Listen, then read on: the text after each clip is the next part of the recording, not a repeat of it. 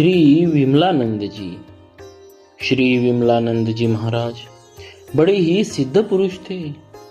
नाम के अनुरूप ही आपका हृदय बड़ा ही निर्मल था और आपके संपर्क में आने वाले प्राणी भी मन की दुर्वासनाओं से मुक्त हो जाया करती थी। आपके विषय में यह कथा बहुत प्रसिद्ध है। किसी नगर में एक वणिक रहता था।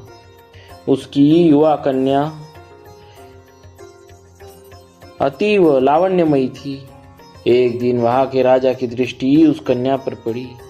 वह राजा स्वभाव से ही विषयी और लंपट था, अतः उसने उस कन्या को पकड़ लाने के लिए अपने कर्मचारियों को भेज दिया। बेचारा वणिक क्या करता। राजहट और सत्ता मद के समक्ष उसका वश ही क्या था। फिर भी किसी न किसी प्रकार धर्म रक्षा तो करनी ही थी। निदान निरुपाय होकर वह आपकी शरण में आया और सारी घटना बताकर रक्षा करने की प्रार्थना की। आपने उसे सांत्वना दी और रक्षा का आश्वासन दे दिया। उधर जब राजा के कर्मचारी वणिक के घर के पास पहुंचे तो सब के सब अंधे हो गए।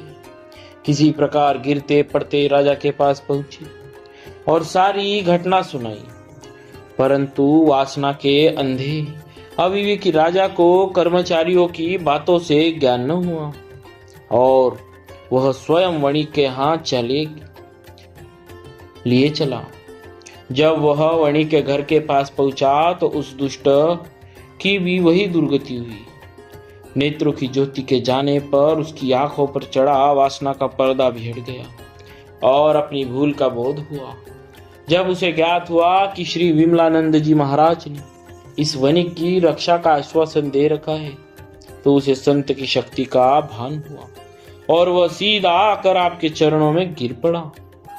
अपने अपराध के लिए क्षमा मांगी। आपने कृपा करके न केवल उसे क्षमा कर दिया अपितु अपने उपदेशों से उसके जीवन की दिशा भगवान और भगवत भक्ति की ओर कर दी। इस प्रकार से आपने बहुत से भगवत विमुखों का कल्याण किया।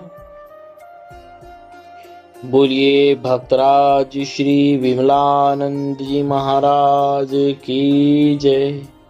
भक्तवत्सल भगवान की जय।